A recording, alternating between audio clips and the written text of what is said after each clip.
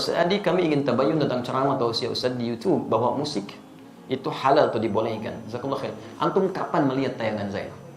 Ini poin pertama. Atau antum melihat utuh atau tidak? Yang kedua, apakah antum hadir di majlis itu cuma melihat atau cuma melihat cuplikan? Yang ketiga, dalam suasana apa saya menjawab pertanyaan itu? Karena setiap materi yang disampaikan, setiap majlis itu suasananya bisa berbeda. Apa yang ditanyakan nggak bisa antum bikinnya di hukum umum. Ini poin pertama. Yang kedua, antum mesti bedakan hukum dengan sikap hukum. Itu berbeda. Hukum dengan sikap hukum. Kalau antum ditanya hukum, antum mesti jujur. Nggak boleh antum ambil sesuai selera antum aja. Yang pengen saya begini, itu sampaikan. Yang menurut Nabi padahal benar, antum tutupi karena hanya jamaah ikut keinginan antum. Itu nggak boleh. Dosa itu antum. Sikap hukum itu beda. Misal, ada hukum, saya beri contoh nanti saya teruskan ke musik ya. Ada hukum misalnya untuk sujud nih, setelah i'tidal. Ya, hukumnya ada dua secara umum. Yang pertama adalah sujud dengan menggunakan lutut dulu. Itu ada di Abu Daud nomor hadis 838 dari Wa'il bin Hujur, posisi paling kanan sebelah bawah. Baik, yang kedua ada menggunakan telapak tangan. Di telapak tangan dulu baru lutut. Ya, itu ada di Abu Daud kitab yang sama nomor hadis 840 dari Abu Hurairah, posisi paling kiri sebelah atas sampai 841. Cuman beda dua nomor. Ini yang disebut hukum. Jadi kalau Anda tanya bagaimana hukumnya, ini dua alternatif yang diajarkan oleh Nabi. Singkatnya ada kemudahan. Anda kalau ingin menggunakan lutut boleh, ingin menggunakan telapak tangan boleh. Karena kita sujud memang hanya menggunakan satu di antara dua itu. Itu artinya kemudahan. Rumus fikihnya disebut al-jam'u wa taufiq. Jadi kalau ada persoalan, hadisnya banyak, antum jangan pilih satu hadis dan antum ikuti, tidak. Kumpulkan semua hadisnya, at-taufiq kemana arah hukumnya. Di situ antum simpulkan. Sampai Ibnul Qayyim al-Jauziyah menulis kitab sifat salat Nabi, beliau menyimpulkan saya pilih yang pakai lutut. Syekh Muhammad Nasruddin al-Albani menulis kitab sifat salat Nabi, memilih menggunakan telapak tangan. Jadi kalau antum ngajinya menggunakan kitab sifat salat Nabi Syekh al-Albani, pasti pakai telapak tangan itu. Lihatnya. Kalau antum baca kitab Syekh Ibnul Qayyim al-Jauziyah, Masya Allah akan menggunakan lututnya. Nah, dua-duanya dipraktikkan. Nah, jadi kalau antum menggunakan lutut benar, menggunakan telapak tangan benar, yang salah itu ya menggunakan selain keduanya. Bisa pakai kepala duluan gitu kan? Itu kan keliru. Ya. Dan diantara yang pakai kepala duluan belum apa-apa sudah rame gitu kan? Lihat orang pakai telapak tangan disebut ini salah nih, yang benar pakai ini. Mungkin antum ngambil salah satu aja. Dan yang tidak tepat ketika Anda mengajarkan pakai telapak tangan atau pakai lutut, Anda mengatakan nih yang lain salah nih, yang benar pakai ini. Hadisnya dhaif. Antum berani mendaifkan Syekh Ibnul Qayyim al-Jauziyah, antum siapa? Kan? Antum mengatakan yang pakai telapak tangan salah, antum di mana makamnya Syekh Al-Albani? Jadi jangan sampai kita yang belum tentu hafal hadisnya jadi pada rame. Hadisnya aja nggak tahu gitu kan? Ya itu hukum. Adapun sikap hukum itu pilihan antum terhadap hukum. Antum bersikap ingin menggunakan lutut silakan. Bersikap ingin menggunakan telapak tangan itu silakan, itu nggak ada masalah di sini. Jelas di sini? Nah sekarang dari pemahaman ini, mari kita tarik kepada pertanyaan tadi. Musik apa sih hukumnya? Apa dulu musik tuh? Antum harus kenali dulu. Apa dulu musik? Jangan-jangan ribut masalah musik, antum sendiri nggak kenal musik. Antum menghukumi musik, handphone antum sendiri banyak musiknya. Ringtone, tone itu kan musik. Begitu bunyi, musik itu haram. Bunyi, ting-ting, gitu kan? Masya Allah. Haram semua tuh di HP antum tuh. Antum harus kenali dulu apa itu, gitu kan? Musik itu segala suara yang menghasilkan irama. Ingat ya, kami alhamdulillah saya sampai S2 itu spesialis saya di bahasa Arab. Saya senang tafsir Quran. Saya sangat cinta Quran, ya. Dan alhamdulillah untuk memahami Quran saya harus paham bahasa Quran. Maka saya belajar di bahasa itu. Dan turunannya nanti ada pembahasan tentang syair. Yang di syair itu salah satu subbabnya pembahasan tentang musik. Karena unsur dari syair itu musik, salah satunya. Musik segala suara yang menghasilkan irama. Jadi setiap suara menghasilkan irama itu disebut dengan musik. Jelas di sini? Ini dibagi dua nanti. Ya, yang pertama, ada yang tidak menggunakan alat. Jadi suara. Dan orang Arab sudah terbiasa tentang itu. Maka ketika mereka membuat syair, di antara unsur syair itu salah satunya musik. Kalau antum belajar jurusan bahasa Arab, berbicara tentang syair itu pasti itu akan belajar itu. Di antaranya ada irama, musik di situ. Kalau diturunkan ada 16 rumus, disebut dengan bahar di ilmu arud. Ada bahar tawil, ada madid, ada rajaz, ada macam-macam. Dari sejak zaman jahiliyah sudah ada. Jadi begitu mereka bikin syair, tidak ada irama musiknya, itu disebut aib musiknya. Aib syairnya, celah. Bukan syair yang fasih. Ya, tawilun lahudunal buhuri fadailu fa'ulun mafa'ilun fa'ulun mafa'ilu kifanabki min dzikra habibin wa manzili bisaqtul liwa bainad dakhuli fahawmali. Selalu ada iramanya, membedakan satu dengan yang lainnya. Nah, pada yang seperti ini bahkan turun ayat Quran.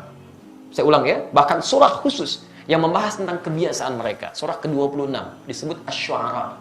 Asy-syu'ara itu jamak dari kata syair yang berarti pemusik, penyair. Nggak pakai penyair.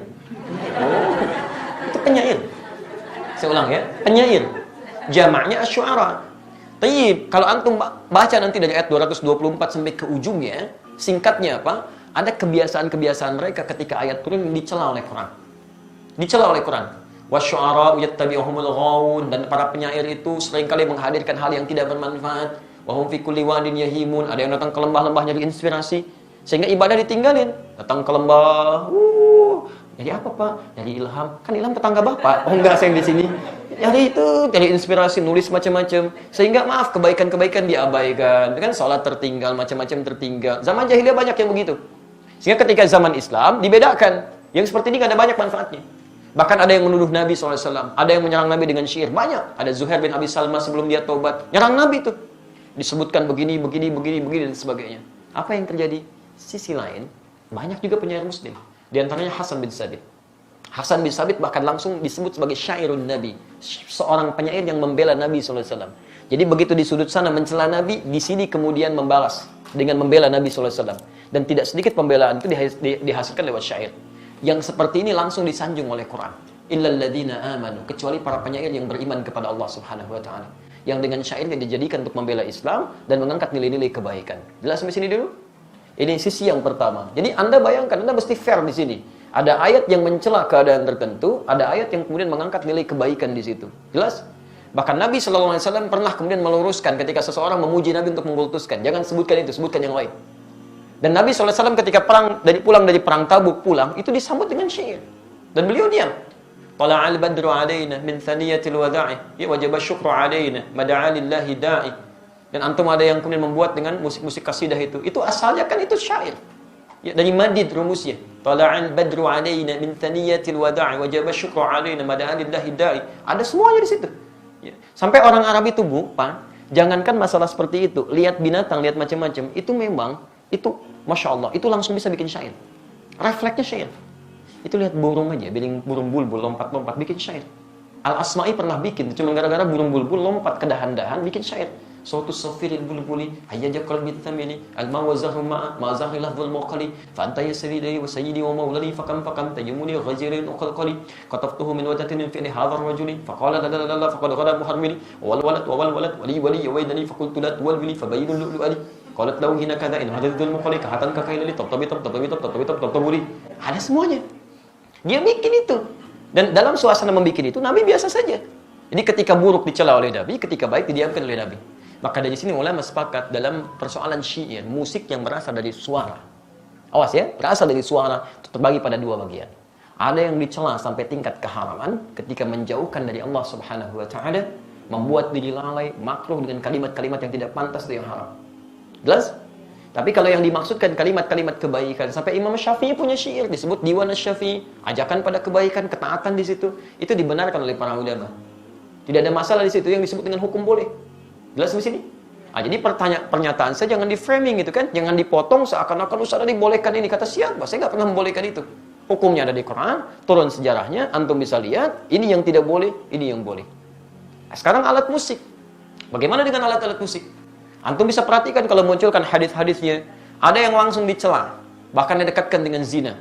Kan? Allah Subhanahu akan datang di masa nanti orang-orang menghalalkan zina, menghalalkan khamar dan menghalalkan alat-alat musik, gitu kan? Pernah dengar hadisnya? Tayyib, itu apa yang dicela? Hal-hal yang bisa menyesatkan kita kepada keburukan, yang menjauhkan dengan Allah Subhanahu wa taala. Bahkan disebutkan oleh Nabi seruling itu bagian dari panggilan setan, gitu kan? Karena ketika dia digunakan banyak orang maksiat di situ. Ya, minum khamar, ada yang mabuk-mabukan, ada yang berzina, ada yang macam-macam. Silakan cek ya, silakan antum cek. Setiap kali menemukan musik di tempat-tempat yang tidak baik, pasti turunannya maksiat. Itu yang jatuh haram di situ. Haram dan seterusnya. Tapi ada di antara hadis-hadis yang antum pernah lihat, bukankah pernah Nabi SAW datang ke rumahnya Sayyidah Aisyah? Jadi, apa yang terjadi? Rupanya di situ sedang ada pesta yang diadakan oleh Sayyidah Aisyah. Sedang bergembira. Tiba-tiba ada dua di antara khadimahnya sedang bermain gendang gitu kan? Baik, tobul. Dia sedang kemudian bersyair. Datang Abu Bakar. Ketika Abu Bakar datang dikatakan, Abi mazmuri syaitani fi baitin Nabi SAW. Ini yang setan ada di rumah Nabi? Kata Nabi, biarkan. Daha ya Abu Bakar. Falikul ummatin 'aid. Karena setiap orang, setiap umat punya hari rayanya. Biarkan aja katanya. Jadi ada yang dibiarkan oleh Nabi, ada yang tidak diperkenankan. Tapi pembiaran Nabi itu juga bukan menjadikan Nabi fokus kepadanya. Nabi nggak fokus. Nabi nggak pernah misalnya pikirin itu, nggak pernah nikmati itu. Jadi beliau biarkan, tapi beliau nggak mencela. Jelas di sini? Ini menunjukkan bahwa pada hakikatnya Nabi tidak mengutamakan tentang musik itu. Yang walaupun itu dibenarkan sebagian yang tadi itu. Tapi kemudian beliau tidak hindarkan karena dikhawatirkan nanti umatnya malah fokus kepada hal demikian. Jadi ada yang dibenarkan oleh Nabi, tidak seketika dilarang dalam sifat-sifat yang seperti tadi. Adapun yang tadi alat musik yang lain, yang digunakan pada sesuatu yang maksiat, yang tidak baik, itu yang dihukumi haram oleh agama. Dan pada hakikatnya alat tuh nggak ada hukumnya. Alat benda nggak ada hukumnya. Saya mau tanya apa hukumnya golok? Apa hukumnya pisau? Nah, antum belajar usul fikih dulu. Hukum itu tidak melekat pada benda. Hukum itu melekat pada amalan. Ingat, pada amal, bukan pada benda. Golok digunakan untuk apa? Kalau digunakan untuk sembelih hewan korban, maka hukumnya dia halal. Tapi kalau digunakan untuk, nah ini poinnya. Misal, ancam orang, bunuh orang. Saya kemarin ke Bali, Masya Allah. Ya. Begitu turun dari rumah makan, ada seorang, Ustaz, mohon Ustaz untuk makan hari ini aja, untuk makan hari ini aja. Tapi yang dipegang, golok, kemudian pisau, ditutup, bagi dihadapkan ke kita. Begini, Ustaz, tolong untuk makan hari ini. Masya Allah. Itu luar biasa, kan? Itu luar biasa. Dia meminta dengan cara yang tidak elok, gitu kan? Walaupun kita paham maksud dia butuh sesuatu. Tapi dia katakan, ini loh pisau saya. Ini golok saya, gitu kan? Itu nggak boleh seperti itu. Itu haram hukumnya golok digunakan demikian. Jelas ya? Jadi teman-teman, ketika saya ditanya hukum, saya jelaskan inilah hukumnya begini. Tapi kalau Anda tanya saya, apa sikap hukum saya? Kalau saya menjauhi itu. Saya jauhi gitu kan. Saya tinggalkan, saya jauhi. Sekalipun saya paham teorinya. Dan dari situ saya paham. Orang barat mengambil rumus-rumus musik dari situ. Saya sampai hafal. Hafal saya rumus gitar, rumus piano, saya hafal. Karena mereka ngambil dari situ, saya pelajari itu. Tapi saya nggak pernah main begituan. Apakah kalau kita menghafal sesuatu, kalau tas disebut saya membolehkan? Belum tentu. C, D, F, G, A, B, C, D, F, C, D, F, G, D, F, G, A, B, C, D, A, B, C, D, F, G, A, F, G, A, B, C, D, E, B, C, D, F, G, A, B, B, C, D, B, C, D, A, B, C, D, A, B, C, D, antum aja belum tentu tahu tuh. Jadi kita membaca sesuatu bukan berarti kita masuk di dalamnya, tidak gitu kan. Untuk merumuskan rumus hukum yang boleh, yang tidak boleh. Antum mungkin biasa, tapi bagaimana dengan orang-orang yang profesi di dalamnya? Ada yang mengajar begini, ada yang begitu. Saya mesti berikan pendalaman hukum seperti ini. Tapi sikap saya seperti ini. Jelas di sini? Baik. Antum boleh tidak sepakat, tapi jangan sampai ketidaksepakatan itu menjadikan kita harus saling mencela. Itu nggak boleh. Nggak boleh. Dalam tidak sepakat pun nggak boleh mencela. Apalagi dalam hal sepakat, kan? Baik. Alhamdulillah. Jelas di sini? Allahumma shalli ala Muhammad.